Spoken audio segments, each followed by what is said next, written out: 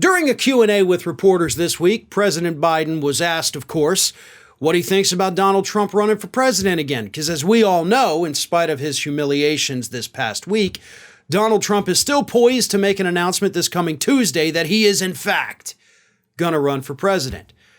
So a reporter stands up, asks Biden the question, blah, blah, blah, what do you think about it? Because as the reporter said, Trump's movement is still very strong. And it was Biden's response to that statement that really got me. So take a look at how Biden responded when asked this question. Here it is.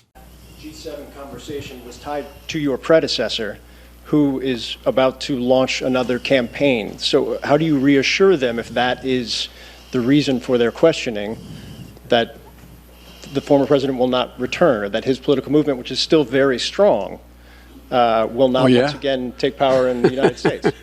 Well, we just have to demonstrate that he will not take power.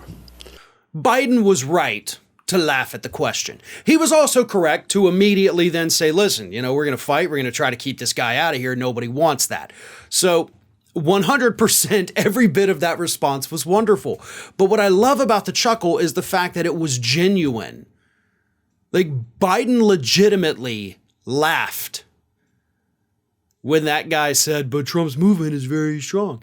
Now, listen, Trump right now, Trump himself, his brand, his, political ambitions have been weakened this past week. There is no question about that. His movement, though, on the other hand, is an entirely different animal.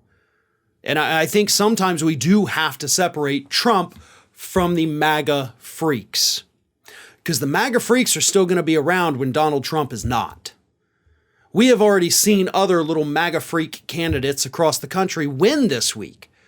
We saw a lot of the ones that Trump went out there fighting for lose, of course. But after Trump is gone, we still have to deal with those people. And that, of course, is no laughing matter. And I know that Biden understands that. But I think to a degree, he and a lot of other people think that once Trump is gone, that movement will be fractured. And I happen to agree with that. Whenever you have the leader of a cult, which is what it is, go away, one way or another, the cult itself falls apart quickly soon after. That's typically what happens. I mean, MAGA is not a religion yet, so I don't think it would survive for too long without Donald Trump. It would break off into different factions. You would have infighting. You would have people moving and evolving and all of that. So it will survive for a while after Trump, but not for a long time. But again, what he's done, the radicalization of these people, the challenging of elections, that's here to stay, right? Like, that's not going to end. And Trump isn't even the one who put the Republican Party on this path. He is just the natural evolution of that. But Biden also is correct. We do have to do what we can to keep Trump and people that have, modeled themselves after him from getting into the White House. That is a real threat. That is a very real danger to this country that we have to work to fight off. But at the same time, I can't help but feel that Donald Trump has probably had his feelings hurt that Biden laughed when it was suggested to him that Trump had any kind of power in this country.